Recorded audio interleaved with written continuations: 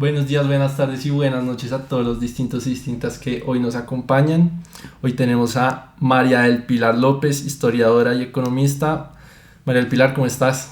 Muy bien, Alejandro, muy contenta de estar acá acompañándote después de unas interrupciones que no pudimos encontrarnos antes, pero ya estamos acá. Sí, bueno, eso es lo importante. Venía buscando este podcast hace mucho y ya se pudo. De hecho, esta ya es una confesión, y es que cuando yo planeé este podcast por allá en diciembre del año pasado, tú fuiste uno de los primeros nombres que surgió en mi mente para invitar. Claro, porque pues un poco más de contexto, María del Pilar fue mi profesora en la universidad, y Historia Económica de Colombia pues fue una de las clases más interesantes de toda la carrera. Me alegra demasiado escuchar eso, ¿sabes? Demasiado. Los profesores a veces necesitamos recibir mensajes así. Claro, pero ¿sabes qué me pasaba un poco? Que me daba como el síndrome del impostor, entonces decía como no, pues, o sea, es María del Pilar, entonces yo no la puedo invitar al episodio 2 o 3, sino que tengo que tener un podcast bien montado para tener la cara de invitarla. Pero si me hubieras invitado al episodio 2 o 3 también hubiera venido. Yo sé, es más el mensaje como que a veces uno se hace pajazos mentales y se por debajea, y en verdad Total. es algo que he ido tumbando a lo largo de los episodios. Fue algo con lo que batallé al principio, no sé qué, pero uno se da cuenta que en verdad pues todos somos personas, y que o sea, una invitación a uno no le tiene que hacer tanto ruido mental como antes a uno le hacía. No, para nada, ¿no? Además me siento súper honrada de estar acá, me encanta más que un ex estudiante esté tomando esta iniciativa del podcast y haya pensado en mí, de todos los profesores por los que pasaste en tu carrera, que hayas pensado en mí, me siento muy bien, gracias, Alejandro. Qué bueno, pues quería empezar por el tema de tus viajes. Pues digamos que en tus redes, también en la clase, compartías mucho los insights, fotos, anécdotas de todos tus viajes. Te caracterizas por ser una persona muy viajera, y sobre todo como por el tema de África. Te quería preguntar, este tema del continente africano, esta fijación especial, amor, conexión, ¿cómo inicia? ¿Cómo se da o por qué se da? Mira que esto es bien interesante. Ayer conocí a alguien que me hizo la misma pregunta. Entonces la pude pensar antes. Yo creo que comenzó como una curiosidad y permaneció, digamos, por amor, básicamente. Entonces te pongo un contexto. Cuando yo estaba haciendo el doctorado, las oficinas de los estudiantes de doctorado, la gran mayoría de mis compañeros de doctorado trabajaban en África, y trabajaban en particular en un país que era Uganda, y ahí fue el primer país al que fui. Entonces por eso fue como un poco de curiosidad. Escuchaba todo el tiempo, obviamente uno es de América Latina, es de Colombia, uno no tiene ni idea, y yo antes de irme a hacer el doctorado pues realmente ni idea, uno no sabe muy poco desde acá. En Londres, digamos, ahí uno está expuesto a mucho de África, pero realmente fue en el contexto de compañeras y amigas del doctorado que estaban trabajando, haciendo su trabajo de tesis en África. Entonces ahí decidí hacer mi primer viaje con una amiga, y nos fuimos a Uganda, Kenia y Tanzania. Y en Tanzania, en una isla espectacular, absolutamente espectacular, que se llama Zanzibar, conocí al que sería mi novio por 2 años y medio. Entonces por eso dije, me quedé al final por amor, porque con él, digamos, un sudafricano. ¿Eso fue hace cuánto? Eso fue hace 7, 8 años más o menos. Okay. Entonces con él pude descubrir una cantidad de lugares.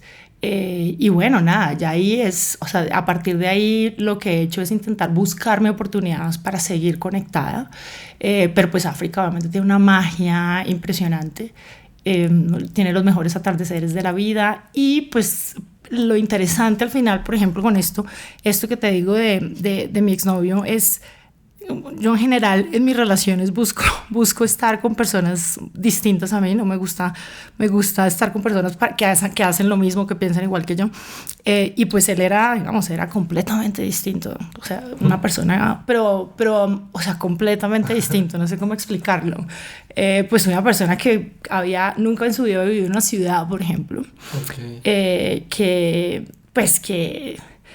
vivía era entre animales salvajes, básicamente. O sea, vivía entre parques naturales, en fin. Y bueno, ahí tengo un millón de anécdotas. Entonces, pues, digamos, estar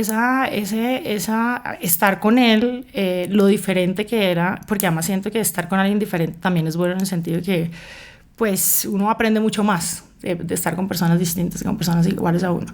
Y pues con él descubrí una cantidad de países en África. Iba y sigo yendo más o menos 3 veces al año. La otra semana voy para allá otra vez.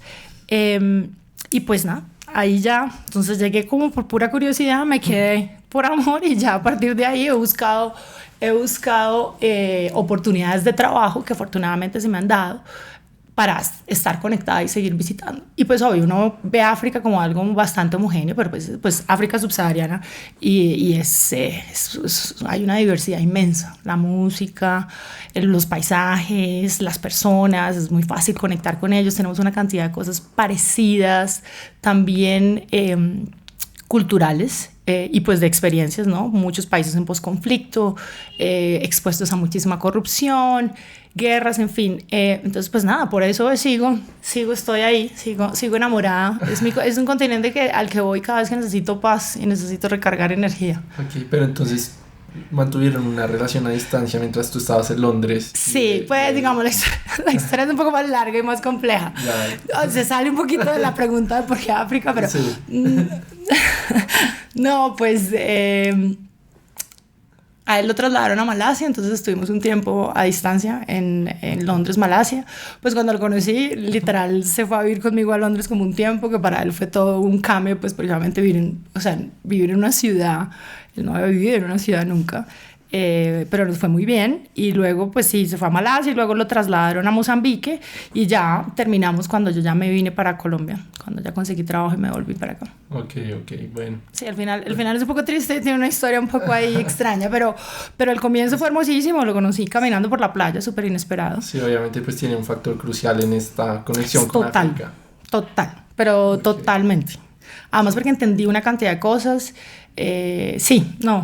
Descubrí ese continente con una persona que amaba, o sea, ama esos lugares, y descubrí una cantidad fui a unos sitios increíbles a los que en mi vida me hubiera imaginado que iba a ir. Entonces claramente él jugó, o sea, él obviamente no fue como el punto inicial, pero en mi primer viaje lo conocí y ya a partir de ahí pues nos la pasábamos allá. Y tú al buscar estas oportunidades para seguir yendo, ¿cómo es este proceso? O sea, ¿es como puro networking que tú vas conectando? Sí, ¿o lo ves más por temas o por personas? Mira, es rebuscarse oportunidades. El tema del networking es clave, es absolutamente clave, pero creo que uno tiene que ser muy proactivo en este tipo de cosas. Entonces no es como sentarse y esperar que lleguen las oportunidades, sino proponer. Sí. Entonces como parte de esto, por ejemplo, mientras estaba finalizando mi tesis doctoral, pues fue sobre Colombia, no fue sobre nada en África, pero por ejemplo cuando ya estaba terminando el doctorado me conecté con el director del Centro de Estudios Africanos en donde hice el doctorado en LSI, hablé con él y le hice como una propuesta de que hiciéramos como unas capacitaciones en Sierra Leona y bueno, él me copió y le dije, mira, yo armo el programa, yo hago todo, digamos, me encargo de hacer todo, yo solo quiero que ustedes me ayuden a llegar hasta allá. Sí. Y pues obviamente con apoyo. Y por ejemplo así, entonces empecé a buscar oportunidades para que me financiaran visitas a universidades donde pudiera dar como cursos cortos o como clases magistrales o como cursos de entrenamiento, como de algún tipo de habilidades. Y así llegué, y entonces ya una vez estando allá conocí una cantidad de personas de allá que me seguían invitando y así ha sido, o sea, así pues sí, prácticamente cada año que voy está conectado con eso. Y pues la vida ha sido extremadamente generosa y me ha dado unas oportunidades inmensas. En este momento también estoy como coordinando una red de mujeres investigadoras en el sur global y tienen varios centros en África, entonces también eso me facilita viajar allá. Conocí durante toda esta odisea como al fundador del African School of Economics, con el que en este momento trabajo y con el que conectamos también bastante bien y digamos me abrió oportunidades en donde está el campus principal en Benín, pero pues ahora están abriendo campus en otros lados y seguimos conectados, entonces es rebuscarse mucho, sí. Pero las oportunidades están y nosotros tenemos una ventaja, siento yo, que no tienen, por ejemplo, mis compañeros con los que hacía mis capacitaciones en Sierra Leona, que eran en su gran mayoría europeos o americanos. O sea, nosotros los colombianos. Pues yo creo que los latinos en general. Pero pues en particular, digamos, yo hablando como colombiana, y es que por alguna razón nosotros podemos hablar con una tranquilidad mayor, que no implica una condescendencia en el momento de hablar e interactuar con estas personas. Que facilita además que podamos conectar muy fácil. Entonces en estas capacitaciones siempre con las personas que voy, que generalmente no son latinas, digamos, o no son del sur, ni de Asia, ni de África, ni de América Latina, sino como americanas, gringas o europeas, siempre es como están muy temerosos de la manera como interactúan, porque tienen susto, tienen como ese miedo de que cualquier cosa que digan es como muy condescendiente, como un poco paternalista. Pues yo realmente... Para no dar como esa imagen del Salvador blanco. Exactamente.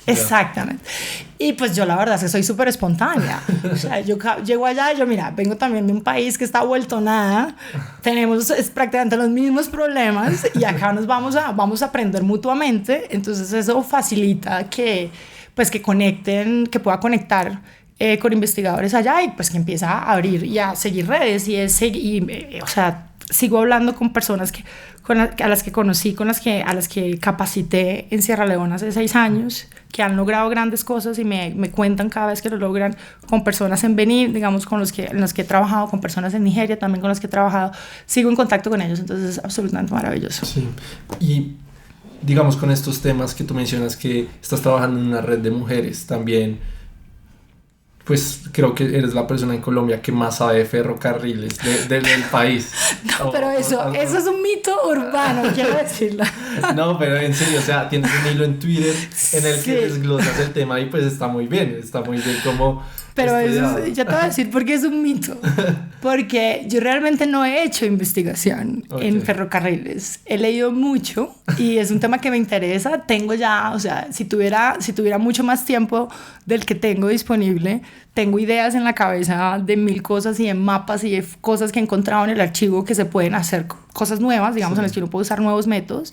Pero no, realmente yo soy una profesora de Historia Económica de Colombia que lee mucho de los temas de Historia Económica de Colombia. Ajá. Y uno de esos es lo de los ferrocarriles. Y obviamente cuando uno ha leído ya distintos temas, uno como que tiene una visión que puede como conectar fácilmente una lectura distinta cuando se aproxima a cualquiera de estas preguntas, a estos temas. Sí. Entonces lo de ferrocarriles fue, no sé, ese hilo todavía me siguen etiqueteando en ese hilo de vez en cuando. Bueno.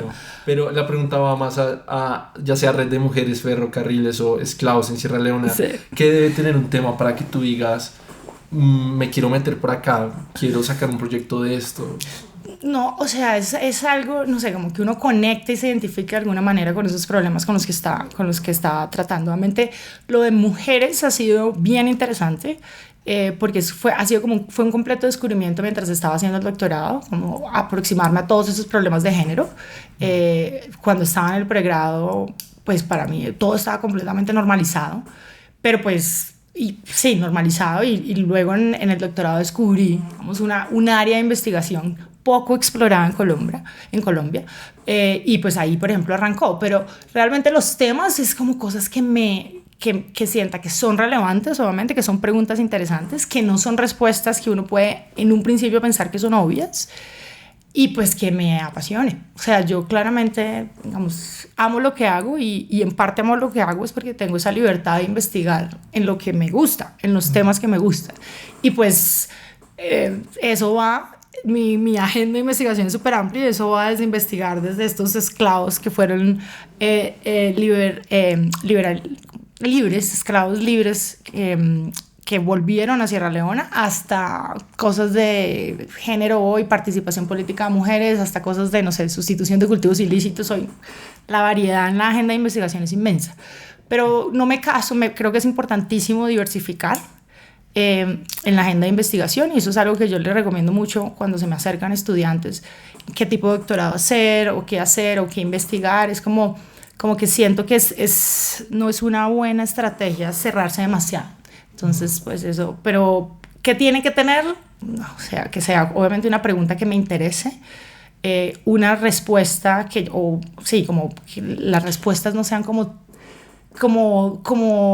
no sé, que uno pueda encontrar resultados que piensa que pueden ser interesantes o distintos.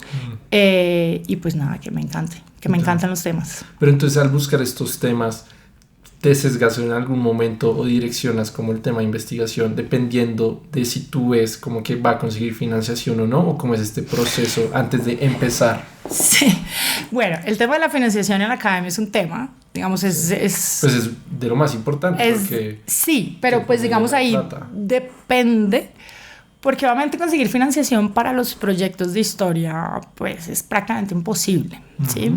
Entonces ahí, o sea, nuevamente tengo la fortuna de estar en una facultad en la que me da tiempo para poder investigar en cosas en las que no tengo que buscar financiación como tal. Entonces lo que yo, generalmente mi estrategia es trabajar en proyectos que sí se consiguen, donde sí se pueden conseguir financiación, por ejemplo en evaluaciones de impacto, temas mucho más actuales de desarrollo, obviamente los temas que me gustan, de desarrollo económico, y con eso, digamos, dejar un pedacito de esa bolsa para poder financiar aquellos proyectos que es prácticamente imposible conseguir plata. Que son los proyectos de historia, por ejemplo. Todos mis proyectos del siglo XIX, imposible. Ahora, a veces tengo coautores, tengo la fortuna también de tener coautores en Estados Unidos y en LSE, en Londres, que ellos pueden a veces financiar asistentes de investigación, que ese realmente es el costo de estos proyectos. Entonces ellos me han ayudado, por ejemplo, porque en los temas de historia son proyectos muy largos, el proceso de digitalización es larguísimo. Entonces, por ejemplo, de los esclavos que fueron, que consiguieron su libertad y volvieron a Sierra Leona, pues esos son archivos que están en papel en Freetown, en una universidad, y son libros y libros y libros del siglo XIX, digamos, son registros, y pues todo eso toca digitalizarlo. Entonces, pues eso puede ser un poco más costoso y en eso sí toca conseguir financiación afuera, pero no he tenido problemas, ¿sabes? Con el tema. Hasta ahora no. Puede ser un tema, pero no. Y en Colombia lo que hago es eso. Con los proyectos que sí, donde sí es fácil conseguir financiación, de ahí dejo un pedacito de esa bolsa para financiar asistentes en los proyectos de historia. Y bueno, con todo este tema de tu doctorado en Londres, pues, o sea, tú ya tenías muy claro que te querías ir por la academia. Entonces, ¿cómo es este ambiente de pues, primero hacer el doctorado y este ambiente académico sobre todo? Pues mira, yo descubrí que quería ser académica, sí, desde el pregrado, probablemente desde cuarto o quinto semestre que empecé a ser asistente de investigación, después de tomar el curso de Historia Económica de Colombia. El profesor en ese momento, que era Fabio Sánchez, que ahora es mi colega y mi coautor, me dijo, venga, quiero que sea mi asistente de investigación, y empecé siendo una pollita digitalizando, o sea, desde como lo más básico de asistencia de investigación, pero ahí empecé a descubrir que esto era lo que me gustaba. Pues ahí empecé a descubrir realmente qué era la academia, que eso tampoco era, uno al comienzo no lo tiene tan claro, sobre todo cuando está comenzando en primer semestre, no es claro qué es esto. Y pues ahí empecé a hacer una carrera buscando primero hacer un doctorado, porque uno, digamos, para ser académico en este momento, pues es un requisito mínimo, es hacer un doctorado.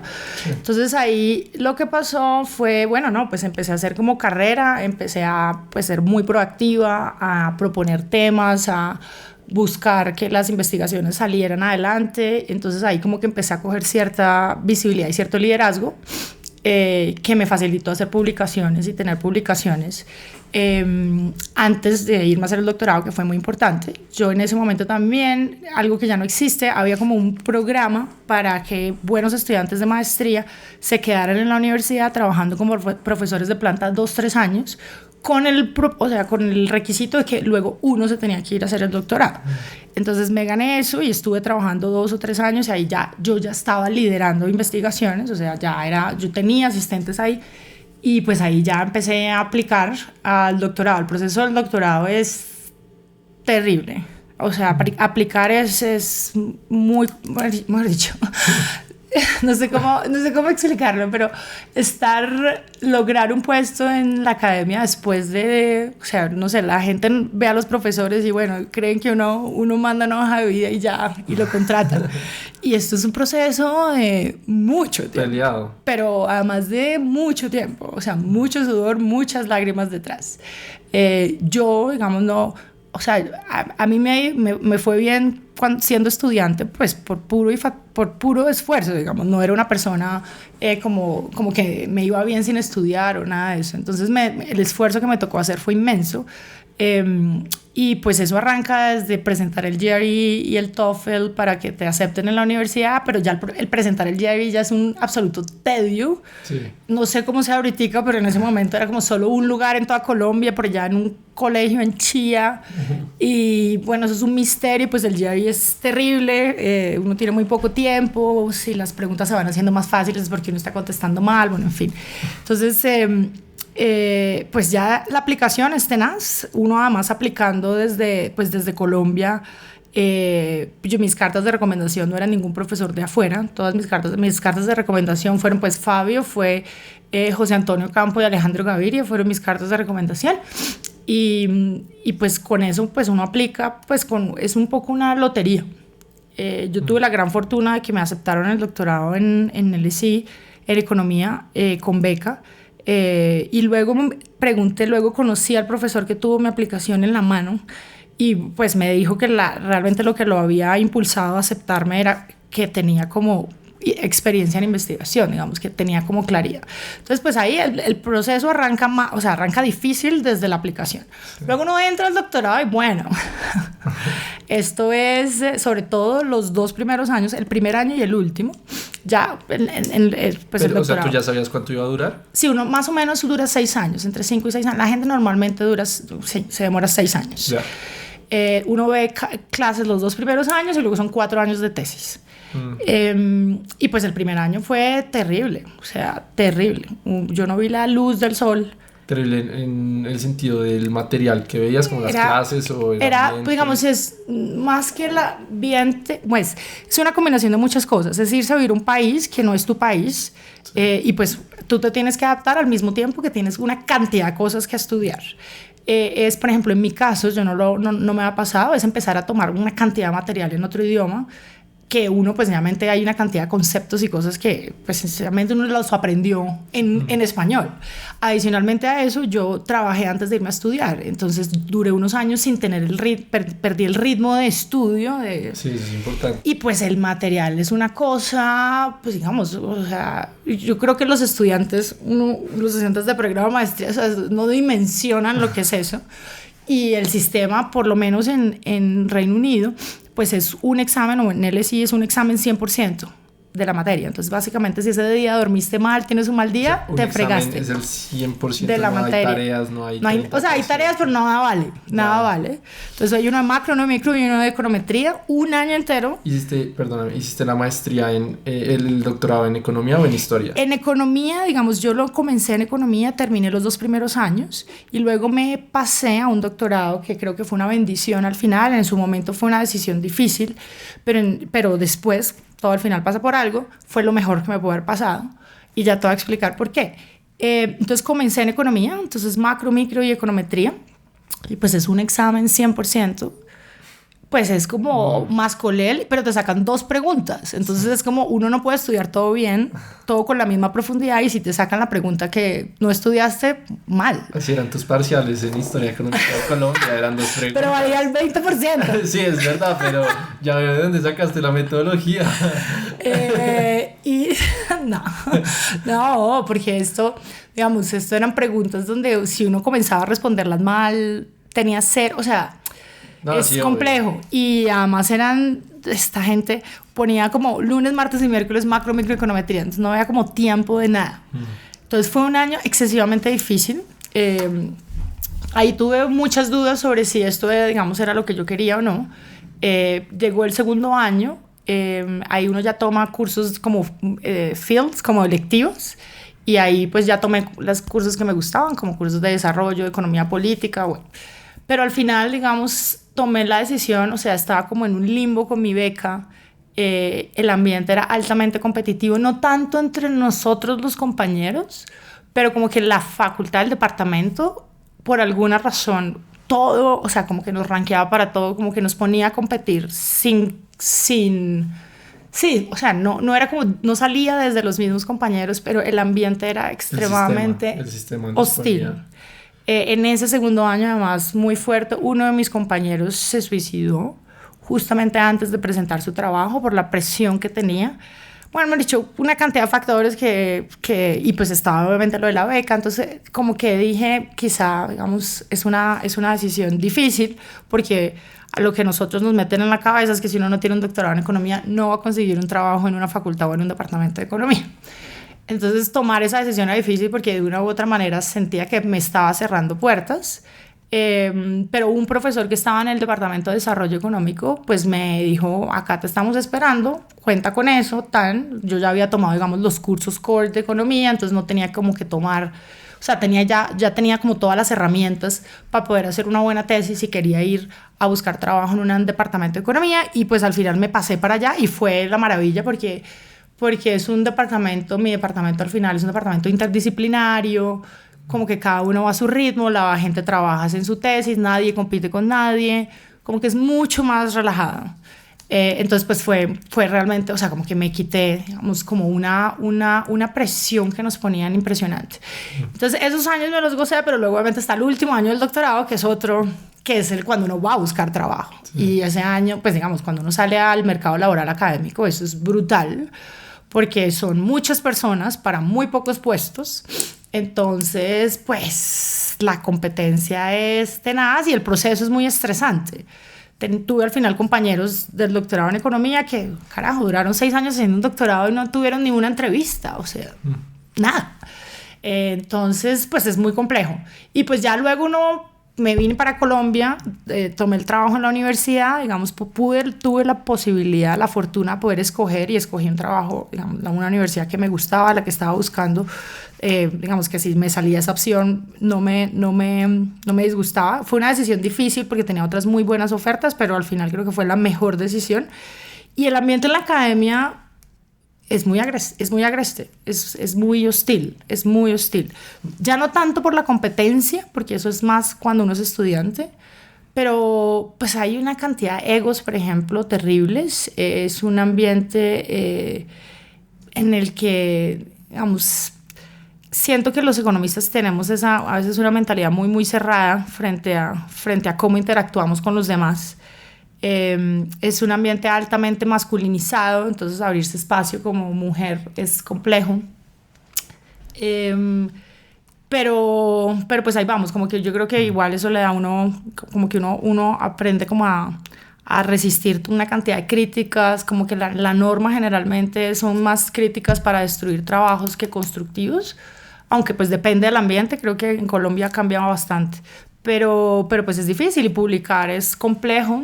El tema del rechazo uno aprende a manejar muy bien el rechazo, porque pues a los académicos sabemos muy bien, digamos, el tema de recibir críticas, y esto de lo que te mencionaba, rechazo, por ejemplo, con el tema de las publicaciones.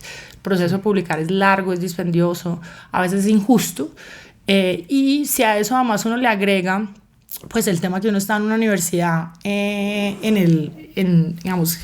el sur global, pues eso hace todo el proceso más difícil. Entonces, digamos, en mi caso, si yo quiero publicar sola, pues ser una mujer que está en una universidad en Colombia hace más difícil todo esto. Pero pues ahí vamos, y estoy muy contenta, muy feliz de mi trabajo. Amo absolutamente lo que hago. Estoy dichosa. Me dejó impactado esto de tu compañero que se terminó suicidando antes de presentar. Sí, y era el mejor de la cohorte de nosotros. Entonces, como que de lo que sabías de él, tenía mucha presión para tener éxito. Pues mira que, o sea, era una persona muy amable, era un compañero de China, pero pues él, digamos, era el mejor, por lo menos en los exámenes, por ejemplo, pues había sido el mejor o de los mejores. Pero la presión por tener uno que presentar, o sea, el tema reputacional es muy importante cuando uno está haciendo el doctorado. Entonces tú tienes como pocas oportunidades para presentar, pero te estás jugando mucho. y uno siempre tiene ese síndrome del impostor absolutamente desastroso, que hace que por muy bueno, todo el mundo te ve muy bien, y por muy bueno que tú seas, uno siempre cree que lo que va a presentar no es suficientemente bueno, etcétera, etcétera. Entonces, pues no, pues a todos nos agarró por completa sorpresa. O sea, nosotros lo vimos, digamos, en la oficina 2 días antes, sin ningún problema. Ya. Y cuando dices que tuviste otras ofertas, pero te decidiste por los Andes aquí en Colombia, ¿sientes que, o sea, como que influyó? ¿Sientes, porque también has viajado tanto, qué es lo como que te sigue llamando a Colombia o por qué sigues volviendo? Sí, yo vi que una de las preguntas que las que vamos a hablar era si no me quería ir a vivir a otro lugar. Mira que yo, cuando me vine para Colombia, yo estaba en medio de un postdoctorado y tenía un contrato de 3 años. Y después del primer año me cansé y dije, me voy, me quiero ir ya. Creo que en Londres había cumplido ya mi ciclo como estudiante, entonces ya decidí. Y he tenido la oportunidad de vivir por cortos periodos de tiempo en otros lugares, digamos 1 mes o algo así, digamos en ciudades como, no sé, Oslo, Nueva York, Ciudad de México, Sao Paulo, Madrid, en fin. Y siempre al final, creo que por más, o incluso Londres, que viví 7 años, por más de que uno viva mucho tiempo ahí, uno no va a dejar de ser un inmigrante. Eso fue un poquito mi lectura. O sea, realmente el único país en el que yo puedo decir, digamos, me siento como en mi casa, así sea caótico, pero es mi caos, por lo menos. Sí. Era Colombia. También tenía un tema de mi familia, estaba acá, entonces pues eso también me jalonaba un poco, y pues obviamente es como, bueno, si quiero trabajar en investigación, en temas de desarrollo, hacer preguntas que sean relevantes para los hacedores de política, trabajar, por ejemplo, en evaluaciones para la toma de decisiones, pues qué mejor que en un país donde además uno conoce bien las reglas, conoce mejor las instituciones, sabe qué no hay, qué sí hay.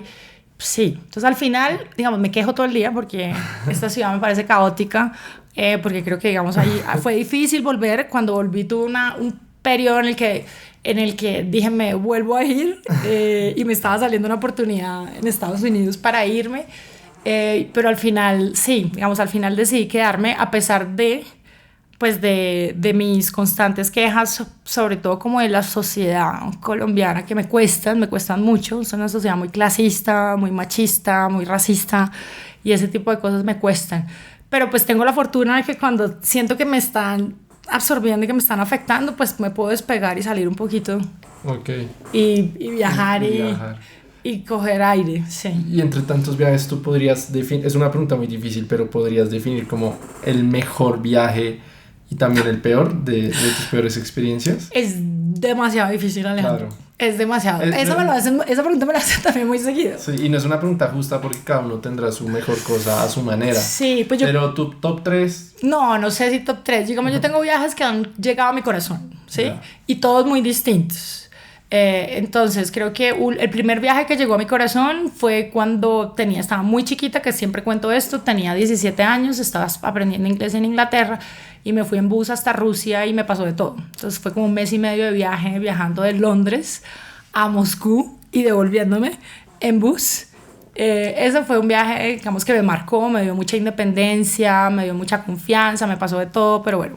Ahí casi no te dejan entrar al país. Casi no me dejan entrar a Rusia. Porque te habías engordado y no te reconocían en el pasaporte. Exacto, averiguaste muy bien, sí. Exactamente. Sí, fue terrible.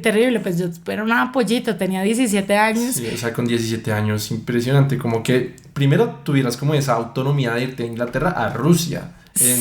Por medio terrestre, o sea, también como que desde muy joven tú la tuviste muy clara de viajar. Pero mira, yo crecí en Cúcuta, en una ciudad pequeña, pues digamos, o sea, cero, pues, o sea, viajes con los papás y todo eso, pero pues cero expuesta como a muchos viajes, pues, y a ningún viaje sola, o sea, antes de nada.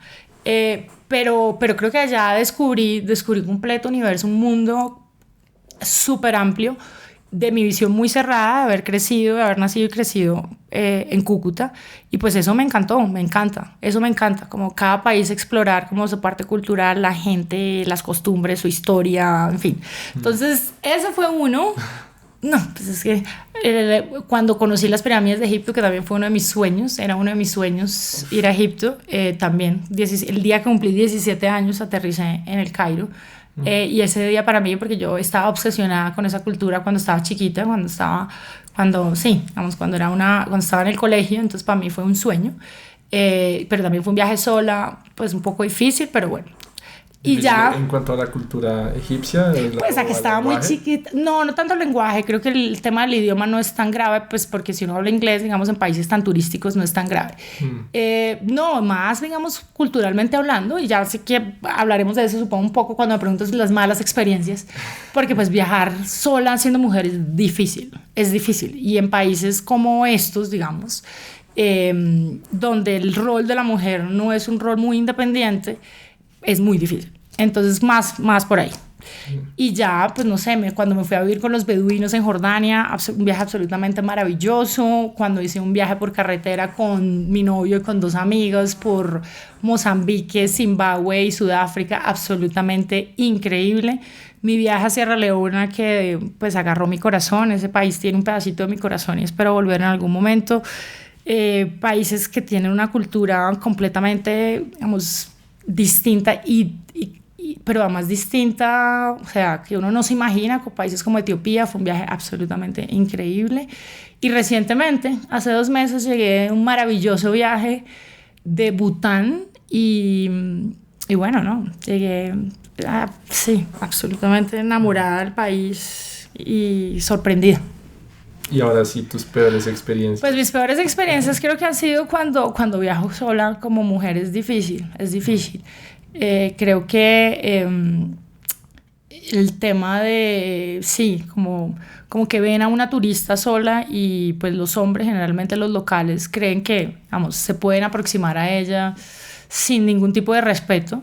Entonces, esos viajes en Senegal y en Gambia tuve una experiencia un poco maluca en Gambia en particular con una persona de inmigración. Pues tenía que llenar el formato de la visa y pues ahí tenía que poner mi teléfono y pues el señor me empezó a escribir por WhatsApp y sabía el hotel donde me estaba quedando y me empezó a escribir como todos los días. Entonces salía con miedo, sí, o sea, como escondiéndome más o menos, horrible. El de Bangladesh también, que fue tenaz también decidirme sola, un país muy poco turístico, un país musulmán además. Entonces pues yo salía a la calle y eran 200 hombres y yo era la única mujer y además turista. Y pues decidí en ese viaje, fue una cosa divina, pues decidí recorrer, es un viaje que está lleno de ríos, entonces decidí recorrer el país, bajar, digamos, desde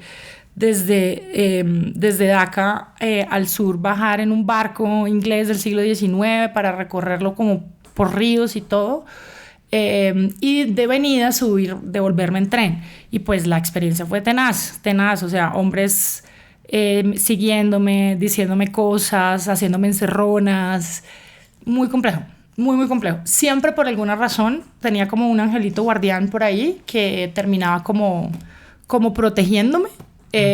Pero pues muy incómodo, además, digamos, como que me da mucha rabia, me parece muy injusto que uno por ser mujer tenga que tener ese tipo de experiencia, que uno no pueda viajar tranquilo, pues porque, pues, y tiene que tener que tener este tipo de experiencias, me parece horrible. Igual, por eso nunca he dejado que, pues, por ser mujer y tener que viajar sola, he dejado de viajar, digamos, al final siempre termino viajando, pero pues ya uno empieza a agarrar un poquito de cancha de cómo son estas situaciones, entonces las evito al máximo, o digamos, sí, cuando veo que se están, que me dicen vainas, cosas así, pues uno ignora, uno camina más rápido, uno intenta buscar lugares seguros, bueno, en fin, todo, pues ya uno empieza a aprender, pero sí.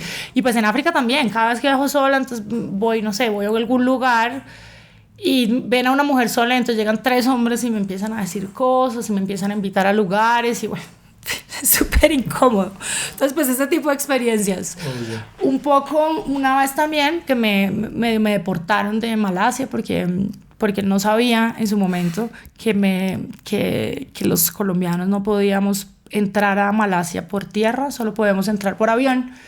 Y se nos ocurrió a mi novio, a mí en aquel momento, entrar por tierra y pues nada, nos dejaron ahí botados en la frontera porque no nos permitieron la entrada. No sé si no es realmente una deportación, pero fue una situación súper compleja porque nos había tocado, bueno, esa es una historia larguísima, nos había tocado cambiar ese viaje porque yo volaba de Bogotá a Bangkok, pero pues el momento que puse el pie en el avión para ir y volaba vía París, hubo un golpe de estado y se tomaron el aeropuerto de Bangkok, entonces me tocó desviarme, tocó cambiar completamente el viaje. En ese viaje además alquilamos una moto, mi novio la manejó y se estrelló y le dio, o sea, tocó auxiliarlo, pero también entonces me tocó a mí, o sea, lidiar con todo el cuento de pagar que la moto, que los daños del carro, bueno. Entonces en esos viajes, ese viaje fue, obviamente todo lo cuento maravilloso, es maravilloso después. Sí. Pero en su momento fue muy estresante, fue muy estresante. Pero... ¿No has pensado como en hacer un libro, un blog, algo para como contar todas estas experiencias? Hoy casualmente, mira, estoy hablando con alguien y casualmente me dijo eso, me dijo, deberías escribir un libro, me lo dijo hoy, o sea, hace 3 horas me escribió eso y me dijo, deberías escribir un libro. Sí, pues siento que ya son demasiadas cosas, siempre digo lo mismo, siempre que arranco un viaje espectacular, digo, bueno, voy a intentar escribir, pero como que las experiencias y las aventuras sobrepasan mi tiempo para sentarme a escribir. Y ya después, nada, vuelvo al trabajo y todo y se me olvida. Entonces, mis recuerdos son, digamos, las fotos me recuerdan muchas cosas y hablarlos. Por ejemplo, una amiga me dijo que grabáramos un podcast donde contáramos los viajes, porque así como recordarlos me hace recordar una cantidad de pequeños detalles que se me empiezan a olvidar, ¿sí? Como olores, como cosas, colores que se me están empezando a olvidar, pero sí tengo como 1.000.000 de experiencias, muchas de cada viaje. Claro. Oye, y sobre ya más la historia de Colombia, que obviamente es una de tus áreas de experticia. ¿Tú estudiando has hecho algún descubrimiento más personal o has aprendido algo sobre la historia del país que te haya sorprendido, sí, como que no te imaginabas eso o pensabas que era de otra manera? Pues el tema personal, obviamente, una cosa que me ha sorprendido recientemente que empecé a investigar sobre temas de género es la falta de información desagregada por género, por ejemplo. Eso es una cosa que me ha sorprendido impresionante. O sea, históricamente nosotros estamos blanqueadas, básicamente. E incluso hoy, digamos, hay una cantidad de información que no sabemos, no se puede saber. Entonces, el tema personal es eso, pero obviamente, pues soy profesora de Historia Económica de Colombia, entonces creo que aprendo todos los días, o sea, creo que no dejo aprender cada cosa nueva que leo, que además, digamos, tengo muchos libros de historia de Colombia y leo de a pedacitos y cada cosita que leo nueva me enseña algo y me ayuda como a conectarlo. Pero bueno, como una visión muy global, muy general de cosas que a lo largo, digamos, de mis investigaciones y de ser profesora de un curso de historia, he aprendido, más que sorprendido, es como he aprendido, es uno, digamos, como que lo gradualistas que hemos sido nosotros, a diferencia de otros países de América Latina o de países como África, no hemos tenido grandes cambios por choques, así que uno diga, o sea, uno habla medio del bogotazo, pero realmente no, digamos, si uno habla ahí, yo voy más con esta visión del colapso parcial del Estado, que realmente todo arranca en el 46 y no en el 48, pero igual uno, o sea, como grandes revoluciones, grandes momentos que han sido quiebres estructurales, no, yo creo que nosotros hemos logrado avanzar bastante. Pero ¿por qué dices que, digamos, el bogotazo no contaría o no entraría ahí? Porque eso realmente no cambió no generó ningún cambio estructural, ¿sí? De hecho, los cambios, o sea, lo que se vino después fue muy gradual, precisamente porque venía de unos quiebres, tanto en las zonas rurales como en las zonas urbanas, que venían desde antes. O sea, el bogotazo fue una expresión de unos problemas que ya se estaban manifestando en zonas rurales. Yeah. Entonces, realmente el bogotazo no es como, o sea, uno no puede hablar, no sé, acá como una cosa como una revolución mexicana o de grandes como episodios.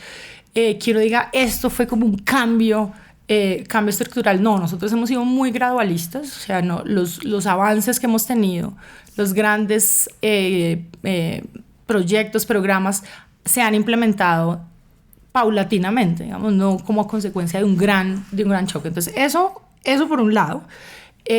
Lo otro es como el rol del Estado pues que ha sido mucho peor de lo que uno se imagina, históricamente hablando. En el siglo XIX fue completamente blanco, no hizo nada, pero incluso en el siglo XX, o sea, lo que uno ve es como estos grandes avances, por ejemplo, de sectores económicos que se lograron desarrollar, digamos, el sector del café o estos procesos de industrialización. Todo esto ha sido a pesar del Estado, no, digamos, no por el Estado. Y pues cuando uno los temas rurales, que es lo que yo estudio, lo que más he estudiado, pues es impresionante. El Estado siempre, y eso conecta con mi tercera idea, el Estado siempre, digamos, se ha manifestado como históricamente, o sea, desde el siglo XIX ha intentado decir, bueno, vamos a intentar cambiar, mejorar la distribución de la tierra en Colombia, etcétera, etcétera, porque hay unos problemas que están ya muy bien diagnosticados. Y en lugar de hecho, ayudar y promover esos cambios, ha facilitado aún más la concentración. Entonces es como que ese rol del Estado probablemente cambió después de la Constitución del 91, pero hasta la Constitución del 91 pues ha sido muy vago, o sea, sí, vamos, el rol del Estado como promotor de desarrollo económico, vamos, o como promotores de cambios ha sido mucho menor de lo que uno se imagina. Y ahí conecta con ese punto y es el tema de, bueno, nosotros además nos hemos llenado una cantidad de leyes, que eso también, digamos, es una enseñanza inmensa. O sea, si uno solamente se fiara por todos los documentos oficiales, por todas las leyes, todos estos reformas, todo estaría, o sea, todo maravilloso. Funciona muy bien, digamos, en el papel están muy bien planteados, pero en la práctica pues nada de eso ha salido como ha funcionado, como se había pensado en un comienzo. Entonces eso también, llenos de buenas leyes y buenas intenciones y buenas iniciativas, pero en el momento de implementación absolutamente terrible. Y quizá el otro, muy general también, es el tema de una incapacidad histórica para ponernos de acuerdo, no tanto digamos, en los problemas, en el diagnóstico de los problemas estructurales, sino en el cómo resolverlos. Y eso nos ha llevado también a esta inercia ahí que nos hemos movido. O sea, como que nunca nos hemos podido poner de acuerdo en cómo, por ejemplo, era la mejor forma de educar a la población, en cómo invertir y avanzar en infraestructura de transporte, en cómo solucionar conflictos, en cómo mejorar la distribución de la tierra. O sea, como que en el cómo ha sido una incapacidad histórica de nuestra élite impresionante para ponernos de acuerdo. Y ahora que pienso, hay otro adicional y es que tampoco sorprende, que es el tema de la altísima exclusión política y económica de un porcentaje grande de la población. Eso ha sido, o sea, se ha intentado, digamos, se han percibido avances en principio a partir, por ejemplo, de abrir espacios de mayor participación política, pero en últimas, en la toma de decisiones, la exclusión política y la exclusión de ciertos actores también económicos sigue siendo brutal. Entonces, pues al final hay una persistencia impresionante. Cuando uno mira lo que es Colombia hoy en día, que es lo que le digo a mis estudiantes siempre, cuando uno mira lo que es Colombia hoy en día, pues esto no es resultado de los últimos 10, 15, 20 años, no. O sea, la altísima desigualdad que nosotros tenemos, no solamente en temas de tierra, sino la altísima desigualdad en regional, en ingreso, en riqueza, en acceso a oportunidades, por ejemplo, o sea, educación, pues eso es el resultado de esta cantidad de procesos en donde, digamos, se han generado instituciones que han facilitado que la distribución del poder permanezca en el tiempo y que sea muy difícil que cambie, precisamente porque no hemos tenido esos choques gigantes estructurales que permitan que cambie, sino que al final, digamos, seguimos andando con una inercia, cambios muy graduales, muy graduales, y una distribución del poder que se ha mantenido a lo largo del tiempo. Digamos, uno puede cambiarles caras, puede en algunos casos cambiar nombres, pero al final, digamos, ha facilitado que se siga manteniendo una exclusión política y económica muy fuerte de ciertos sectores de la población y que lleve a lo que somos hoy, que es un país altamente desigual. Pues también te iba a preguntar, como en este estudio de todos los conflictos y problemáticas de Colombia a lo largo de su historia, como que sí veías unos factores comunes en cada uno de ellos, pero siento que es casi pues la misma respuesta, sí, como que esta falta de Estado, que sí, pues no ha podido hacer nada, sí, el sistema que está diseñado para que no se pueda escalar políticamente, económicamente, pues o sea, pero es que es son los mismos impresionante factores, pero o sea, sientes que, o sea, se dan en Colombia, es ¿por qué? ¿Por qué en Colombia? O sea, ¿crees que hay alguna respuesta de herencia cultural o porque eso fue lo que nos No tocó? sé, pero digamos, yo sí creo que estos factores de persistencia son impresionantes y eso mis estudiantes tienen parcial mañana.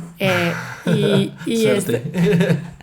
Y pues tú sabes bien cómo son, o sea, como que la coyuntura siempre me da demasiados insumos para pensar en preguntas para el parcial de historia económica porque es que son los mismos debates, o sea, es como que los problemas son muy, muy, muy parecidos, o sea, sí. Entonces como que, claro, uno nuevamente le cambian las caras a algunos actores, obviamente hay cosas del contexto que pueden variar, pero en general, o sea, como que hay una persistencia en lo que estamos hablando. En esa altísima exclusión, en la manera como se han creado instituciones económicas, por ejemplo, para mantener la distribución del poder muy, digamos, en unas élites que no han querido, digamos, o sea, como que obviamente, pues, han buscado permanecer ahí. Sí, perpetuarse. Ahora, digamos, en algunos países de América Latina es parecido, pero creo que lo que hace muy particular a Colombia es precisamente esa falta de cambios estructurales. Uno ve otros países de América Latina, digamos, tuvieron dictaduras, por ejemplo, muy fuertes, que de una u otra manera sí generaron cambios para bien o para mal, en algunos aspectos, o políticos o económicos, o tuvieron conflictos, digamos, como guerras muy fuertes, muy, muy fuertes. Nosotros tuvimos un conflicto, o sea, más de 50 años. Es una cosa en la que uno ya aprende y como que sigue andando ahí, es como... sí, quizá la única que uno puede decir se paralizó este país fue como en la guerra de los 1000 días, pero igual fue muy concentrado en unas regiones, o sea, entonces como que si uno piensa, digamos, se compara con países que igual son muy parecidos, creo que esa falta de estos choques que son importantes, o positivos o negativos, que nosotros no hemos tenido mucho, pues hace que se desarrollen otro tipo de instituciones, ¿sí? Que beneficien otro tipo de grupos o lo que sea que pueda surgir de ahí. Siento que pues a nosotros eso nos ha faltado o nos faltó. No estoy diciendo que necesariamente sea bueno, pero pues eso nos diferencia de la gran mayoría de países de la región. Yo siento que las personas que estudian economía también siempre tienen como un factor muy social de ayudar a la población y pues sí, la economía de por sí es una ciencia social, siempre tiene ese componente. Entonces tú al ver como todas estas problemáticas que históricamente siempre ha tenido Colombia y comparten como la falta de presencia del Estado, como esta falta de implementar, de no ponerse de acuerdo, no te dan de pronto arranques de hacer una carrera política y ser tú la que arregle estas cosas o para nada, o sea, no se cruza en tu mente? En este momento, pero para nada, Alejandro, o sea, okay. Me he dicho, o sea, ofertas me han hecho, sí, si te confieso acá, pues hasta ahora. Es más como manejas esa impotencia de ver como que desde los 1800 ha sido el Estado y su incompetencia y que ahorita están los mismos incompetentes. Es como no te da impotencia, no tengo sentimiento. Sí, pero tampoco tengo como ese sentimiento de heroína de que yo puedo llegar a cambiar la cosa, no. Okay. No, yo creo que uno sí puede tener un impacto desde los espacios en los que está, ¿sí? O sea, no necesariamente llegando a ser ministra o presidente, no. O sea, ministra de Educación no te proyecta. No es algo ni que me desvele, nada de eso, no. Primero porque, que es lo que siempre respondo, como cuando me hacen esa pregunta que me la hacen muy seguido, pues digan, primero porque a mí me costó mucho trabajo llegar hasta donde estoy, como te estaba contando, digamos, llegar a un puesto, conseguir un lugar en la academia es muy difícil, es muy competitivo, y obviamente, pues, si uno decide dar un paso al costado, es muy difícil volver a conectarse, volver a la academia, a menos de que uno ya sea una persona como muy, digamos, con una trayectoria larguísima, ya como, no sé, mucho más senior. Pero en el momento en el que estoy, si me llegara a salir de la academia, en este momento sería muy difícil volver. ¿Por qué? O sea, porque es demasiado competido lo que hablábamos. Sí, porque uno tiene que estar en la frontera del conocimiento en temas de métodos, en temas de cuáles son las preguntas relevantes en este momento, cómo se están haciendo, y datos, en fin, redes, conferencias, y obviamente pues es desconectarse completamente de eso. Entonces eso, digamos, no no. Y nuevamente yo creo que uno sí puede tener, o sea, uno sí puede impactar y generar pequeños cambios. Por ejemplo, yo creo que siendo profesora es muy importante eso. Uno tiene una responsabilidad inmensa. Haciendo, por ejemplo, que los próximos hacedores de política, que es lo que les digo también a mis estudiantes, digamos, cuando los veo, bueno, o sea, la mitad de ustedes probablemente van a terminar trabajando en algún ministerio, alguna cosa de estas, y pues que se acuerden de sus clases de historia, acuerden de lo que han aprendido y todos estos problemas. Eso por ese lado. Y yo además creo que lo otro es que también se puede tener un impacto desde la academia. Nosotros tenemos otro tipo de voz y si uno sabe aproximarse a los hacedores de política, digamos, con las herramientas que uno trae desde la economía, pues uno puede tener impacto. Digamos, yo lo he visto, por ejemplo, con nuestra evaluación de los temas de vivienda, que hicimos una evaluación, hicimos unas recomendaciones, el programa de vivienda, digamos, en parte se salvó, este gobierno lo mantuvo, obviamente porque la ministra fue muy receptiva, pero en parte se mantuvo porque la evaluación mostró que el programa funcionaba, o sea, funcionaba. Y pues nosotros hicimos un par de recomendaciones, ella, digamos, la ministra las adaptó, siento que muy rápido, bueno, sin un proceso que se debía hacer, pero igual intentó adaptarlas. Entonces, pues uno ahí está teniendo impacto en las decisiones de política, obviamente desde el área en la que uno está. Y siento que en la academia nosotros sí tenemos esa voz, que una vez uno se va a la política, pues se pierde. Entonces, pues en este momento, si me preguntas, es algo, pues no me ha trasnochado. O sea, sí. Si llega, que anoche también, digamos, si me hicieron esa pregunta. Pero te hicieron un pre-podcast. Sí, yo sé. Todas las preguntas ya te las hicieron. Yo sé, no, es que fui a comer con alguien y, o sea, exactamente me hizo esa pregunta. Y la verdad es como que si en un momento tengo una oferta tentadora lo pensaré, pero en este momento pues no es algo que me trasnoche. Yo realmente amo lo que hago, o sea, amo poder ir a investigar con la flexibilidad en la que lo hago sobre los temas desde historia hasta temas de vivienda, cultivos ilícitos. Amo poder tener el impacto así, digamos, con mis estudiantes o con hacedores de política en algunos casos. Pues la flexibilidad, la vida que tengo, la flexibilidad en tiempo y en espacio, poder irme a trabajar a África un mes sin problemas, digamos, o sea, como manejando mi agenda, cosas que obviamente en esos casos no. Sí. Entonces, pues por ahora no es algo en lo que esté pensando, honestamente. Ya veremos, pero más estoy muy chiquita, no es algo que estoy pensando en ese momento. Okay. ¿Qué opinas de esta alianza que está buscando o quiere hacer la vicepresidenta de Francia con los países africanos de que aquí se empiece a enseñar esa lengua? El swahili. El swahili, eso. No, pues digamos, a mí las alianzas me parecen maravillosas. O sea, uno va a África, cualquier país de África, y conocen un par de futbolistas, dependiendo del país, por ejemplo, James y Falcao, creo, Asprilla sí. A veces, y ya, bueno, y droga, obviamente. Sí, es como... Y ya, o sea, el desconocimiento de ambos lados es inmenso, ¿sí? Tanto acá de allá, siempre acá es como te vas a... O sea, me han dicho, no se imaginan lo que hay, es allá. Y de allá sobre lo que es Colombia y pues América del Sur. Entonces, a mí esas alianzas donde se aumente como estos intercambios me parece maravilloso. Ahora, en temas de lo del swahili en particular, pues no sé, digamos, es una lengua, igual en esos países la gran mayoría de personas habla inglés, por ejemplo. Entonces, y acá carecemos de esto, sí. Porque hay un problema, digamos, recurrente en este país cuando se va a contratar a personas, digamos, es el tema del segundo idioma, es el tema del inglés. Entonces, pues, no sé, o sea, creo que hay 1.000.000 de maneras adicionales en las que uno puede fortalecer esos intercambios culturales, económicos, de investigación, por ejemplo, o sea, desde la academia también. Todo esto se puede fortalecer más que poner digamos, o abrir cursos de swahili. Porque además en estos lugares, como te digo, digamos, swahili se habla en una región de África, en África Oriental, o sea, un pedazo de Tanzania, Kenia, Uganda, y estos son países que que hablan inglés, todos hablan inglés, allá todo el mundo habla inglés, ¿sí? A diferencia de acá. Entonces, pues, sí, yo no creo que esa opción.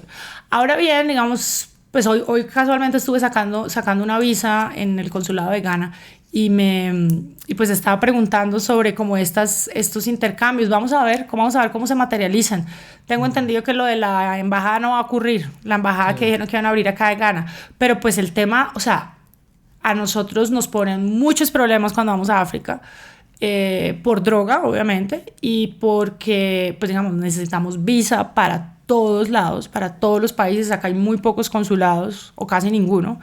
Entonces sacar esas visas son un problema. Estamos muy mal conectados, muy mal conectados. Llegar a África son 2 días. Cuando uno, pues si uno va a África Occidental, digamos, eso es una línea recta. Si hubiera un vuelo directo, no estoy diciendo que lo tengan que haber, pero si hubiera un vuelo directo, sería algo de, no sé, 6-7 horas, pero uno termina... O sea, ahorita que vas a África en una semana, ¿cómo son tus vuelos? Pues yo normalmente viajo por Estambul. Entonces normalmente me son 2 días llegando y 2 días viniendo, porque la escala es un poco larga.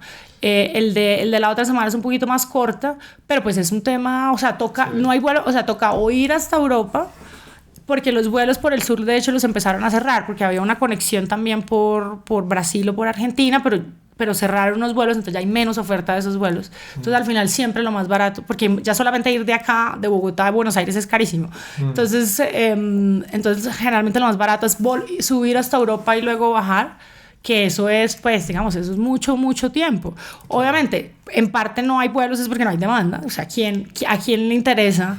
Pero pues la demanda va surgiendo a medida que se vayan fortaleciendo estos vínculos Total. En lo económico, en el intercambio. Vamos, hubo un trino muy famoso mío hace como 2-3 meses que me encontré en una tiendita en un pueblo en la mitad de la nada en Benín, que además la gente no sabía dónde era Benín, la gran mayoría de personas no saben. Me encontré bombombons y todo productos Colombina. Entonces pues digamos, a mí me sorprendió mucho conseguir productos colombianos obviamente allá, y se vendían porque duré un mes viviendo allá, entonces veía cómo se iban gastando, cómo los iban vendiendo cada 4 o 5 días que iba a la tienda. Pues digamos, o sea, todo ese tipo o sea, hay mercado allá, que un poco cuando fue la vicepresidenta dijeron, pero creo que si ellos producen lo mismo nosotros, pero por ejemplo todo el tema de confecciones y todo eso, pues allá hay un mercado impresionante, está todo, o sea, todo está súper, dicho, todo por abrir por allá. En algunos temas de comidas también, digamos, no tienen que ser necesariamente el aguacate o la yuca, que ellos producen exactamente lo mismo, o el café, pero otro tipo de sectores que yo pensaba, por ejemplo, manufactura, confecciones y, por ejemplo, todo el tema de, pues lo que vi, dulces, Colombina, todo esto. O sea, hay un mercado impresionante. Y Benín, pues es de hecho uno de los países más pobres. Si uno ve dentro de África, si uno ve otros países que ya son más ricos, de hecho las oportunidades son mayores. Entonces creo que esa visión tan ciega de pensar que, digamos, que nosotros solo debemos buscar intercambios con Estados Unidos o con Europa o con, no sé, Japón y China, me parece que perdemos oportunidades inmensas. Sí. Sí. Volviendo un poco más a la historia de Colombia, ¿tienes alguna época favorita de la historia del país que te guste estudiar por alguna razón en particular? No, pues digamos época, yo soy más como de procesos que de periodos, pero siempre me ha llamado mucho la atención la época como el primer periodo republicano, o sea, como desde la independencia, siglo XIX básicamente, sino que es súper complejo porque era o sea, como que uno no sabe cómo funcionaba nada, todo eran un enredo de leyes. O sea, las leyes eran súper complejas, las cambiaban cada rato. Entonces era muy difícil. O sea, incluso el sistema de moneda es, ahorita que estoy intentando sacar unos valores y unos precios de una tierra, todo era como tan enredado, tan difícil, y pues obviamente la información es escasa. Pero ese periodo me parece, pues, digamos, donde estábamos como formando nuestras instituciones, estábamos como construyendo, estábamos como en un proceso, digamos, de construcción importante como país, me parece súper interesante. Y pues ahí creo que pues hay mucho por hacer. Y lo otro ya más, pues lo que estudio más ese periodo, un periodo que he estudiado bastante, que es el primer gobierno de López Pumarejo, que me parece que pues pasó de todo. En ese hubo sufragio universal masculino, extensión del sufragio, digamos. ¿Qué años fue esto? Sufragio universal masculino. Esto fue del 34 al 38, el primer gobierno. Fue sufragio universal masculino, reforma agraria, hubo también reforma a la educación, también una reforma laboral, o sea, pasó de todo. Y fue, pues digamos, creo que fue un gobierno para mí el mejor del siglo XX. me parece muy interesante y lo he estudiado bastante, sobre todo desde los lados, desde el lado de economía política y desde los lados de tierras. Entonces ese periodo, ese gobierno en particular me parece muy chévere.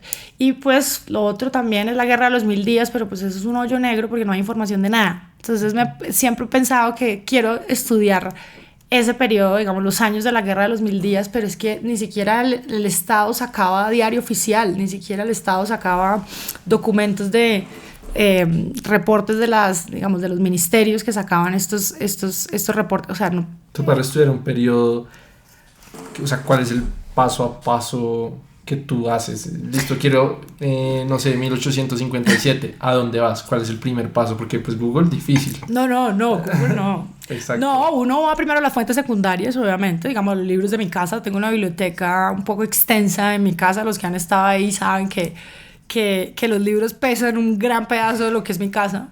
Entonces, fuentes secundarias, como para entender un poquitico más. Y ya una vez pasa ahí, pues uno se va a las fuentes primarias. Entonces, en Colombia, afortunadamente, sobre todo ahorita que estaba como trabajando, buscando cositas en otros países, pues Colombia tiene muy buenos archivos, no necesariamente tan organizados como uno quisiera, pero por lo menos están concentrados. Entonces, dependiendo, digamos, el Archivo General de la Nación es riquísimo, no está funcionando muy bien en este momento, pero pues tiene una cantidad de información y cada vez están llevando más archivos allá. La biblioteca Luis Ángel Arango también tiene, pues, la hemeroteca es muy buena y han hecho un trabajo buenísimo de digitalizar periódicos y tiene una sala que se llama la Sala de Raros y Manuscritos pasé 2 años de mi vida allá y fue espectacular. Tienen unos archivos personales increíbles y unos documentos del siglo XIX absolutamente maravillosos que uno descubre una cantidad de cosas. La Biblioteca Nacional también es maravillosa para todo lo que sea de prensa. Periódicos del siglo XIX, en la Biblioteca Nacional está todo. Y, por ejemplo, para mi tesis de maestría en historia, que trabajé temas de Bogotá, el Archivo de Bogotá también mucho. Dependiendo, hay unos ministerios que tienen también, entonces trabajé en algunos casos en el archivo del Ministerio de Agricultura, pero es que ponen muchos problemas. Entonces, eso toca como con permiso, mejor dicho, entre que uno llega y puede llegar y tiene acceso al primer documento, son 2 horas, entonces ya perdiste como un gran pedazo del día. Sí. Entonces, no es lo más eficiente del mundo. Pero sí, digamos, como que uno va y de toda esta lectura empiezan a surgir preguntas interesantes y obviamente eso siempre ha acompañado, pues dependiendo de lo que uno quiera hacer de los métodos, ¿no? Entonces, pues yo soy mucho más de métodos cuantitativos, pero también me gusta la parte cualitativa, por ejemplo, respaldar mucho de lo que hago con trabajo de periódicos, con otro tipo de fuentes más cualitativas. Esas son 2 herramientas muy importantes que te da el ser economista e historiadora. Totalmente. Pues las puedes complementar, excelente. Totalmente, me facilita un poco el diálogo con otras disciplinas también dentro de las ciencias sociales y creo mucho en la importancia del trabajo cualitativo. Dentro de historia, digamos, aprendí de estos métodos también. Pero pues soy economista, entonces pues digamos la parte cuantitativa es clave para mí, pero respaldo esas 2 cosas y claro, eso me lo da venir de un mundo más interdisciplinario, tanto en mi pregrado, en todo, digamos, mi pregrado, mis maestrías también y como en el doctorado cuando me pasé a este doctorado interdisciplinario, entonces también. Y en una investigación, pues no sé, es que sacas esta variable, que esta otra no llega, o te ha pasado que llegas a un punto, como decías, en la guerra de los 1000 días, no hay información y se traba la puede pasar, pues, puede pasar, pero generalmente uno primero, o sea, a mí uno de mis planes favoritos, que ya obviamente no tengo un segundo de tiempo y no lo puedo hacer, era irme como al Archivo General de la Nación a ver qué encontraba. O sea, hay un fondo que se llama Fondo Misceláneas, hay unos fondos de gobernaciones increíbles y ahí encontré, pero minas de oro. Claro, pues uno ya como investigador, uno tiene buen ojo y uno dice, bueno, eso se puede transformar en una variable así para responder ese tipo de preguntas, etcétera, etcétera. Entonces yo, o sea, tengo un acervo de información en mi cabeza de qué tipo de datos existe. Que, por ejemplo, cuando me aproximo una pregunta, pues obviamente en Colombia, ¿no? Pero cuando me aproximo una pregunta, pues se me facilita. Si es una pregunta histórica, es decir, mira, nosotros contamos con estos datos, esto se puede medir de tal manera, en fin. Entonces, pues sí, pues por ahí, pero no hay, o sea, eso es parte de lo que uno aprende como investigador, como en toda la carrera. Como que educa el ojo para ver qué se puede conectar. Exacto. Y pues además soy un amante de irme a mirar a ver qué encuentro. Entonces, que ya no lo he podido volver a hacer, pero en la época en la que tuve tiempo, por ejemplo, tuve mucho tiempo, recogí muchísima información de diccionarios, directorios, bases de datos que existían, que encontraba por ahí, que yo decía, bueno, de pronto en algún momento voy a utilizar eso. Y hoy en día estoy volviendo a esos viejos archivos a decir, mira, quizá para esta pregunta puedo utilizar ese tipo de información. Okay. Entonces, ¿y también tienes un personaje favorito en la historia de Colombia? Pues a ver, yo admiro mucho, me gustan mucho las personas disruptivas. Entonces, si uno mira, digamos, como la historia de Colombia reciente, hay tres mujeres, además, que me gustan mucho, que admiro mucho. Una es María Cano, una fabulosa, digamos, trabajadora, digamos, impulsó mucho la organización de movimientos sociales en los 20s, 30s en Antioquia. Tiene una vida, digamos, muy, muy interesante. Y las otras dos que están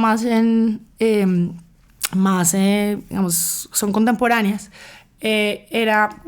es Esmeralda Arboleda y la otra Josefina Valencia, que fueron esas primeras sufragistas que lucharon por ese voto de la mujer impresionante, y lucharon en un mundo en el que no eran nadie, digamos, no eran consideradas ciudadanas, en un mundo pues donde tenían toda la oposición posible, tenían cero voz, lo mismo que María Cano, y bueno, lograron. Okay. Esmeralda creo que fue la primera senadora, una cosa así. Entonces, bien.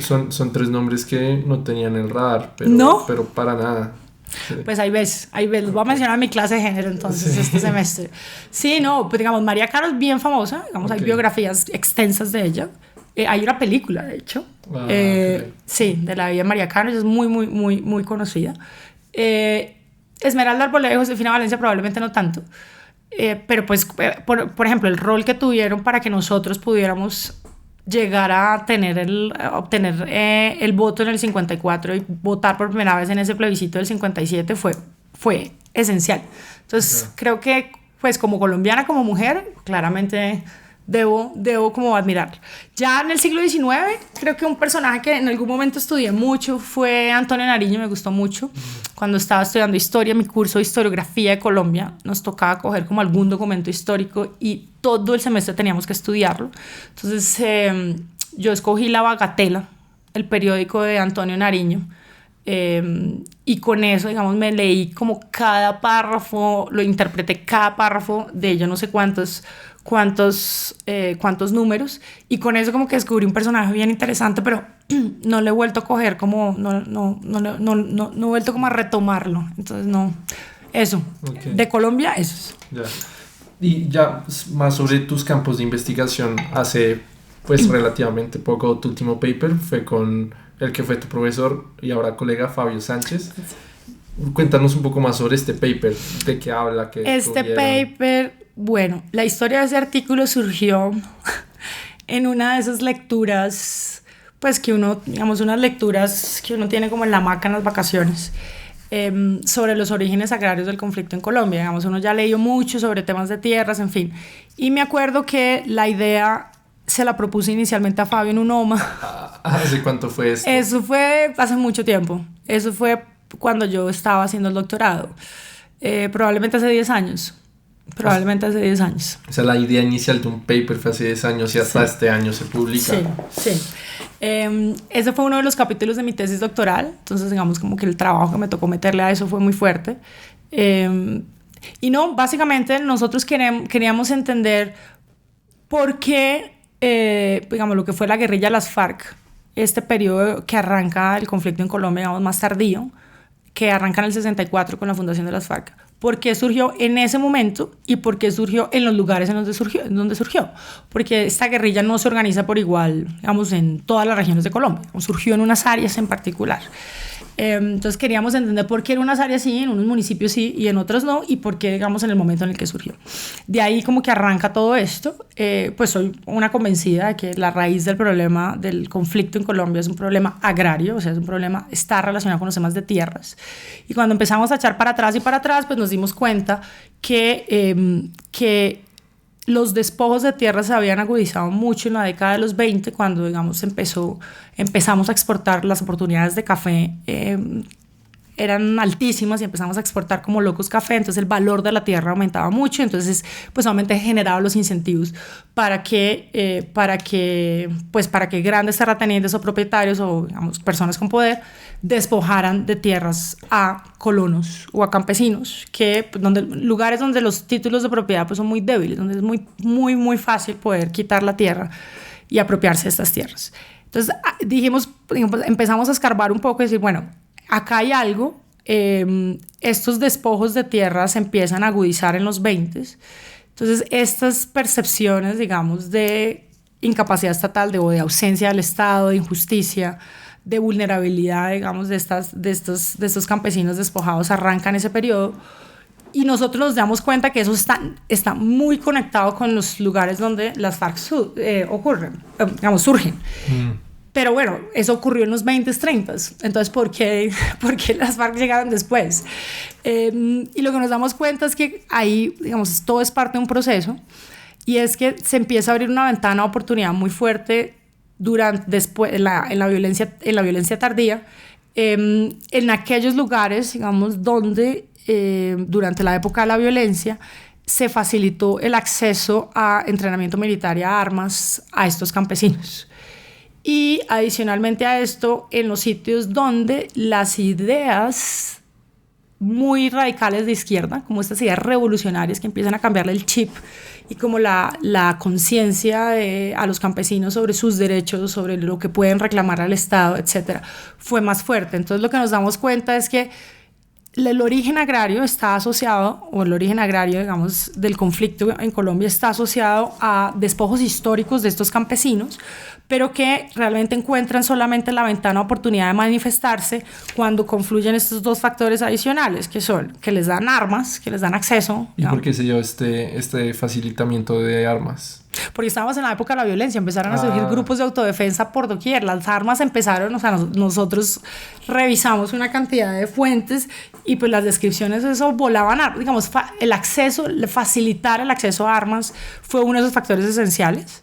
Y estábamos en medio de esta violencia, donde muchos grupitos, digamos, rebeldes de autodefensa, de guerrillas, empezaron a surgir. Entonces hubo una entrada de armas, digamos, en las zonas rurales que antes no se había dado. Y adicionalmente a eso, pues no solamente es darles armas, sino que si a eso uno le agrega un cambio digamos, en ideológico importante. Y este cambio ideológico también que lo activó, ¿cuál fue ese detonante? Pues fue cómo se fue esparciendo por las zonas rurales toda esta ideología, digamos, de izquierda radical, que realmente arranca en los 30, pero es en los 40 y 50 que se consolida, y bueno, luego con la Revolución Cubana mucho más, pero es en los 40 y 50 que se consolida. Pero claro, llegaron toda esta influencia de los partidos socialistas, el comunista, esto tuvo una influencia muy fuerte en las zonas rurales. Y también, digamos, bien documentado, y los gaitanistas también por ahí, está bien documentado cómo empezaron ellos a mostrarle a los campesinos que ellos tenían ciertos derechos, que les habían vulnerado esos derechos, que podían reclamar lo que les habían quitado, que el Estado estaba como en una especie de obligación de responder, en fin, todo esto. Entonces, lo que nosotros encontramos en el artículo es que realmente es la combinación de tres cosas. Uno, pues digamos, haber vivido estos despojos de tierras históricos, porque eso no se da como en un año, sino es una cosa histórica que va pasando en el tiempo, que obviamente genera lo que nosotros en español llamamos, que me parece horrible la palabra, que son agravios, ¿sí? Entonces genera unos agravios en esos campesinos al ser despojados, pero que solo logran manifestarse cuando llegan los otros dos factores. O sea, la razón, estos fueron despojados en los 20s, en los 30s, pero ahí no logran manifestarse. Se manifiesta únicamente cuando llega una ideología muy fuerte de izquierda, muy revolucionaria, a estas zonas rurales, acompañada adicionalmente de un acceso a armas y a entrenamiento militar y todo esto al tiempo, digamos eso. Entonces, cuando se da esa ventana que llegan estas dos cosas en lugares donde hay estos agravios tan fuertes, estos agravios históricos, es que estas guerrillas empiezan, pues digamos, la guerrilla, las FARC y lo que nosotros llamamos esa primera etapa del conflicto, en este conflicto tardío, surge. Entonces por eso surgen esos lugares y por eso surge en ese momento. Ok. Y todo este proceso como ya de consolidación de la investigación, de decisión o de que se iba a hacer o financiamiento, la idea inicial fue hace 10 años, pero ¿hace cuánto como que decidieron ya meterle toda o empezarlo? No, es que, digamos, eso es una idea inicial, pero... O sea, pues, ¿cómo es el proceso? Pues uno tiene una hipótesis. Sí. Uno tiene una hipótesis. Pues mira, digamos, el mejor es como mi paper, el artículo el gran artículo de mi tesis doctoral, que es el de los movimientos campesinos. Ok. Entonces yo tenía que hacer una tesis de algo. Obviamente dije, bueno, pues Colombia tengo una ventaja y es que conozco qué información hay, pues conozco un poco cómo ha funcionado, entonces digamos, creo que puede ser más fácil encontrar preguntas interesantes. Por cosas de la vida empecé a leer, yo leo mucho de cosas que pues no, o sea, cosas de historia, pero pues no necesariamente están súper ligadas a algún tipo de investigación, sino sencillamente empecé a leer y empecé a descubrir que en Colombia en los 60 había surgido un movimiento campesino. Yo había estudiado una cantidad de años temas de tierras, pero por ejemplo un movimiento campesino no se me había pasado, digamos, no lo tenía en el radar. Una vez lo identifiqué, pues empecé a buscar y a buscar toda la información que había, o sea, esto fue archivos y archivos. Estaba en Londres, me vine a Colombia ese verano, fui al archivo, me di cuenta que el movimiento campesino seguía activo, entonces fui al archivo del movimiento campesino acá, Ministerio de Agricultura, archivos, bodegas, bueno, todo. Me fui a una casa de paso campesina también, digamos, eso no está en el artículo, pero entrevisté, porque esto es un movimiento que ocurrió a finales de los 60, comienzos de los 70, logré entrevistar ahí a 3 líderes campesinos de esa época. Fue una experiencia súper interesante. Además empecé a preguntarles por los nombres de los otros líderes, me han dicho, casi todos habían muerto, los habían asesinado más adelante. Entonces con eso como que empecé a construir. Entonces luego, bueno, tengo esto, ¿qué preguntas interesantes pueden surgir a partir de la organización del movimiento campesino en ese contexto? Entonces yo primero, pues el primero es por qué surgió ese movimiento campesino, que es lo que uno necesita en economía, como es una variación ahí, que por qué está llegando. Y parte de lo que descubrí, contrario a lo que me decían los documentos oficiales, cuando uno leía los discursos de Carlos Lleras, era como, pues tal cual como dice Petro hoy, vamos a organizar el movimiento, digamos, a los campesinos para que ellos mismos presionen para que sea una reforma agraria. Pero ya leyendo otras cosas no oficiales y estas entrevistas a estos líderes, me di cuenta que realmente lo que el gobierno hizo fue organizarlos porque estaban muertos del susto, por lo que te acabo de decir, porque la influencia de estos partidos de izquierda era muy fuerte en las zonas rurales, porque acababa, digamos, de pasar la revolución cubana que arrancó en las zonas rurales y porque, digamos, todo esto estaba en furor y pues estaban muertos del susto, incluido, digamos, los gringos que estaban ahí. Reforcé eso además porque tuve acceso a unos archivos desclasificados ya de la CIA, mientras estaba en Estados Unidos en un intercambio. Entonces me fui a revisar todos esos archivos en esa época y me di cuenta que en serio estaban muertos del susto, incluidos los gringos. O sea, ellos mandaban agentes encubiertos a estos países de América Latina a ver cómo estaba la situación. Bueno, estaban muertos del susto y decían Colombia es uno de esos donde en cualquier momento esto estalla. Okay. Pues veníamos de la violencia, bueno, en fin. Entonces, pues digamos ahí, primer cambio distinto a lo que yo pensaba, porque yo pensaba ligarlo a los temas de reforma agraria, pero pues no pasó por ahí. Y luego, pues con una cantidad de información que había recolectado de archivos, me di cuenta que podía, de hecho, medir todo el tema de redistribución, que fue al final lo que terminé haciendo. Pero, pues una cosa interesante es que yo dije, no, pues probablemente el movimiento campesino fue muy bueno para la redistribución hacia las zonas rurales. Y cuando corrí la regresión, el signo súper significativo, pero completamente opuesto a lo que yo estaba, a la hipótesis inicial, o sea, completamente opuesto. Ese momento, ¿cómo se siente cuando tú tienes una hipótesis y crees que vas por un camino y corres el estata? Exacto. Tal cual eso pasó. Tal cual. Y te da opuestos. Pues además después o sea, porque en el proceso de la tesis yo digitalicé toda la información, yo no tenía ningún asistente, entonces pues después de digitalizar información ya, o sea, finalmente la base. Cantidades de horas de trabajo. No, pues es una tesis doctoral, digamos. Exacto. Total. No, es para que la audiencia, o sea, como que contextualice que son muchas horas de trabajo humano metiendo información de un papel al computador. Exacto. Y entonces tú estás esperando que te dé algo y te da completamente opuesto. Pero era muy robusto, o sea, cualquier cosa que yo lo cambiara, digamos, seguía, o sea, porque no era, o sea, era el signo, o sea, era Sí. exactamente lo opuesto de lo que yo estaba planteando. Ajá. Entonces, pues ahí de hecho resultó siendo más interesante porque, claro, lo que yo pensé era prácticamente como lo obvio, lo que la teoría normalmente dice, que es como, bueno, no, si tú empoderas a esta gente, pues esta gente va a empujar por más redistribución hacia sus grupos, ¿sí? Hacia su, pues por lo que está reclamando. Y pues me di cuenta que no funciona así. Entonces ahí se me abrió otro camino impresionante y es como, bueno, ¿cómo explico esto? Y entonces ahí me empecé a meter más por literatura de sociología para intentar explicar desde sociología y de ciencia política todo el tema de movimientos sociales y más que movimientos campesinos, de movimientos sociales. Aprendí un montón y pues nada, pues al final planteé otra hipótesis de qué era lo que estaba pasando detrás. Una hipótesis que fue mucho más novedosa, digamos que dentro de la literatura de economía no se había planteado. Y pues los resultados eran como muy robustos. Luego intenté testear esos mecanismos y los testeo, pues creo que son también, digamos, se testean bastante bien de la hipótesis que yo tenía planteada. Entonces al final resultó siendo más interesante porque me abrió otro pedazo completamente inesperado a mi idea inicial. O sea, uno al final, uno plantea una pregunta y uno tiene una hipótesis, que es lo que yo les digo también a los estudiantes cuando tienen que hacer sus proyectos de investigación. Uno pues plantea una hipótesis, pero pues a veces da lo contrario. Sí. Y pues uno tiene que intentar ver, bueno, ¿cuál es el argumento acá? Si me está dando lo contrario, yo no voy a manipular los datos, es lo que es. Pero entonces, ¿qué puede estar explicando que la relación no sea como yo lo estaba esperando, sino sea al revés? Y uno ahí, pues esa es la magia de la investigación, pues digamos, profundizar en otros temas, buscar otro tipo, plantear otro tipo de hipótesis que son plausibles, testearlas y ver cuál sí, cuál no, cuál se sigue manteniendo, y al final pues yo creo que la calidad del paper se da es precisamente, digamos, creo que al final terminó siendo un buen paper, es porque el resultado fue contrario a lo esperado, muy contrario a lo que yo me imaginé en el primer momento en el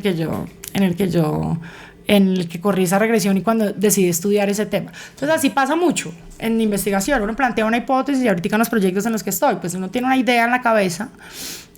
A veces esa hipótesis sí se cumple, pero pues a veces los resultados son opuestos a los esperados y pues uno tiene que intentar ver cómo plantea una hipótesis distinta y sobre todo cómo la sustenta, o sea, cómo demuestra que esa hipótesis es la que es y no la anterior. ¿Y no pasa más el otro mecanismo? Como que el investigador trata de meterle más variables y manipular para que sí el resultado que él quiere. Pero, digamos, eso puede pasar. Pero a veces los resultados son tan fuertes y tan robustos que no importa lo que tú hagas, digamos, es lo que es. Ya. Entonces, sí, pero pues, o sea, obviamente no es necesariamente la mejor práctica. Sí, no digo que sea una buena práctica, solo pregunto si pasa mucho en este ambiente académico. Pues a veces uno plantea una regresión muy simple y, o sea, como testea y uno dice, bueno, uno sabe que esa no es la regresión porque uno tiene que empezar a mirar, o sea, ponerle controles o lo que sea que toca que incluir en la regresión o cambiar el método, en fin. O sea, pero si tú ya empiezas a validar todos los supuestos que se te requieren para utilizar este método en particular, y ese método en particular, digamos, está por fuera, se sale de la idea de que si tú le metes más controles va a funcionar mejor, ya, digamos, es lo que es lo que es. Ya ahí lo que toca es mostrar, o sea, pararse en un argumento y mostrarlo, capotearlo y todo lo que puedas para sostenerte en por qué es ese argumento y no otro. O sea, esa es la explicación, obviamente sustentada en resultados. En mi caso, tanto cuantitativos, testear mecanismos, como cualitativos también. Entonces, buscar entrevistas, referencias, en fin. No, bueno, María del Pilar, creo que eso era todo lo que traía para hoy. No sé si tengas un mensaje final para toda la audiencia. No, pues a ti muchísimas gracias, Alejandro, por abrirme este espacio. Creo que hablé más de la cuenta, siempre me pasa que termino hablando muchísimo más de lo que tenía pensado en un comienzo, pero bueno, no, creo que fue pues una conversación interesante. Hablé más de mi vida, además de lo que debía, pero creo que no dije nada que me pongan aprietos más adelante. No, igual si algo me dices y después lo editamos acá. No, creo que no pasó nada. O sea, igual no pasa nada. Entonces agradecerte mucho a ti por la invitación. Y bueno, nada, esperar cuáles son los siguientes invitados y empezar a conectarme con este podcast también. Muchas gracias, María Pilar. Bueno, a todos los distintos y distintas que nos escucharon en el día de hoy, muchas gracias y nos vemos en el siguiente. Chao. Listo, súper.